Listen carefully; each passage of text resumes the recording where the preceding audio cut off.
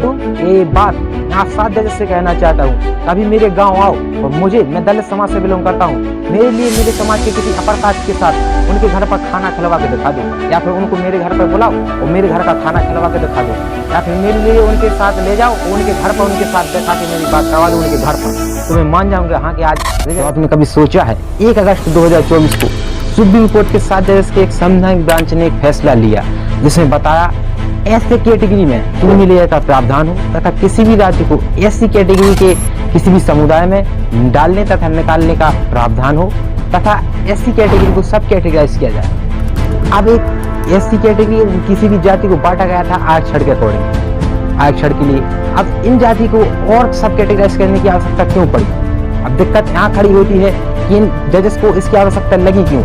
अगर ऐसा हो गया तो दलित समाज पर क्या असर पड़ेगा और अगर इस एक्शन को रोकना है तो क्या किया जाए? So with me till the end of this video get the solution of this problem also।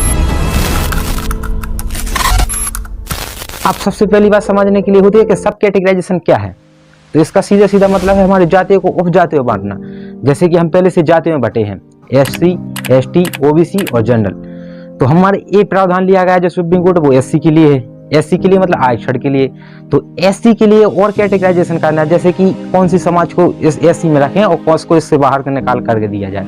इसकी आवश्यकता इसलिए पड़ी, सुनो सबसे पहले तो SC में 1108 जातियां हैं जिन्हें 15% का रिजर्वेशन मिलता है और ST समाज में 744 जातियां हैं जिनके लिए 7.5% का रिजर्वेशन मिलता है। एक काम तो ठीक तरीके से कर रहा था। यहाँ खड़ी होती है जब बिजनेस स्टैंडर्ड की रिपोर्ट के अकॉर्डिंग अक्टूबर 2023 को रोहिणी कमीशन के द्वारा एक रिपोर्ट छपी जिन्होंने 1,30,000 गवर्नमेंट जॉब निकाली OBC समाज के लिए, जिससे ये पता कर पाए कि कौन समाज के लोग कितना रिजर्वेशन का फायदा उठा पा रहे हैं। तो उन्होंने देखा कि सिर्फ 25% OBC के लोग ही 97% जॉब पर कब्जा किए हुए हैं और उनमें से 37% OBC की ऐसी जाते हैं जिन्होंने एक भी नौकरी का नहीं ले पाई। इससे ये समस्या खड़ी होती है कि रिजर्वेशन तो सबके लिए है लेकिन सब लोग इसका फायदा नहीं उठा पा रहे हैं।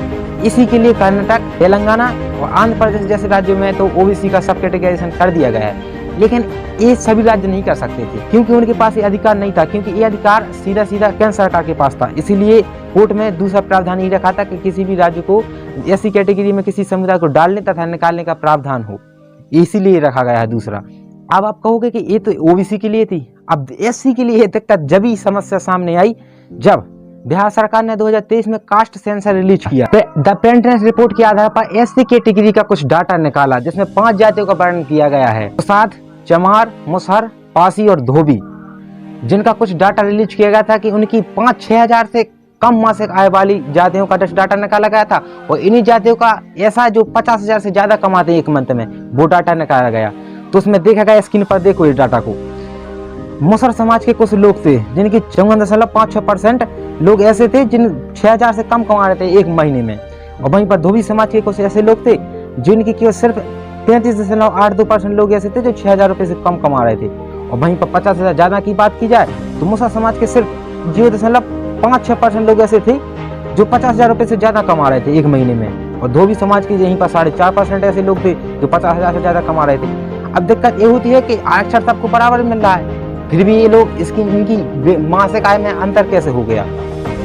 अब इसी आरक्षण को देखते हम सरकारी नौकरी में तो हमें देखने को मिलता है कि मुसहर समाज के सिर्फ 1/4% लोग ऐसे हैं जो नौकरियों पर कब्जा कर रहे हैं, और बाकी धोबी समाज के ऐसे हैं जो 3.25% लोग ऐसे हैं जो नौकरियों पर कब्जा किए हुए हैं। तब ये दिक्कत खड़ी होती है कि ये लोग कैसे एक ही रिजर्वेशन में आगे बढ़ गए और वहीं कुछ जाति ऐसे जो रिजर्वेशन की वजह से पीछे रह गए। अब यहाँ से आवश्यकता पड़ी इन जजेस को कि हमारी जाति को सब कैटेगराइज किया जाए, क्योंकि यहाँ पर हो रहा था कि कोई लोग तो ऐसे थे जो आरक्षण का बहुत ज्यादा फायदा उठा रहे थे और बहुत से लोग ऐसे थे जो आरक्षण का फायदा ही नहीं उठा पा रहे थे।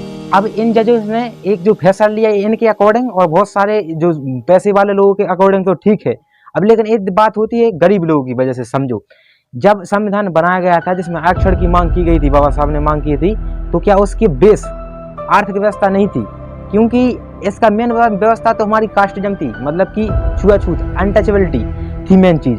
क्योंकि आपको भी विश्वास नहीं होगा, आप ये वीडियो ये बात मैं आप 7 जजेस से कहना चाहता हूँ, कभी मेरे गांव आओ और मैं दलित समाज से बिलोंग करता हूँ, मेरे लिए मेरे समाज के किसी अपर कास्ट के साथ उनके घर पर खाना खिलवा के दिखा दो, या फिर उनको मेरे घर पर बुलाओ और मेरे घर का खाना खिलवा के दिखा दो, या फिर मेरे लिए उनके साथ ले जाओ और उनके घर पर उनके साथ बैठा के मेरी बात करवा दो उनके घर पर, तो मैं मान जाऊंगा हाँ कि आज रिजर्वेशन को खत्म कर दिया जाए। इसका मेन मकसद तो यही है कि रिजर्वेशन मिल ही नहीं रहा है। मतलब रिजर्वेशन इसीलिए रखा गया था ताकि हमारे समाज के लोग उनके लेवल पर बैठ सकें, ताकि उनको ऐसा ना लगे कि हम नीचे हैं, समझ रहे। इसीलिए रिजर्वेशन की मांग की गई थी, क्योंकि आप यूँ समझो कि हमारे देश में 140 करोड़ लोग हैं, जिनमें एसटी समाज के लोग 16% है।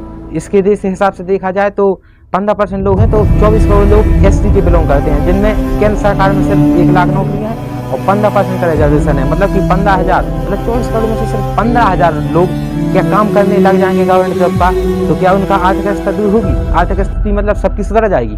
सुधर ही नहीं सकती किसी भी हाल में, क्योंकि 24 करोड़ लोग हैं एसटी में और सिर्फ 15,000 लोग नौकरी कर पाएंगे। तो उनका इस आरक्षण का मतलब तो आर्थिक स्थिति को सुधारना था ही नहीं, बल्कि समानता लाना था। और अगर ऐसा कर दिया जाए, हमारी समाज की कुछ जाति को बाहर निकाल दिया जाए, तो ऐसे कैसे हो सकता है?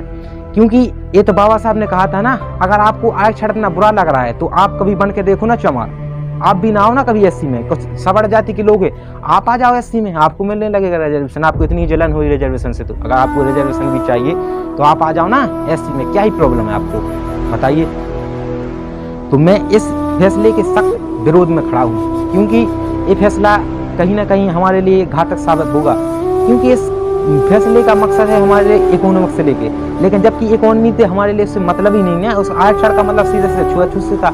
अगर छुआछूत मिट जाए तो रिजर्वेशन मिट जाए, लेकिन छुआछूत कहीं मिटने वाला नहीं, तो रिजर्वेशन पर क्यों उंगली उठा रहे हो हैं? इसीलिए अपने समाज के लिए हमेशा डट कर खड़े रहो, कभी ये मत शर्मो कि हमारी समाज क्या कहेंगे यार, मेरी जात का किसी को पता ना चल जाए। क्योंकि हमारे एक ही समाज के एक जजेस वहाँ पर थे, जिनका नाम था BR गवई।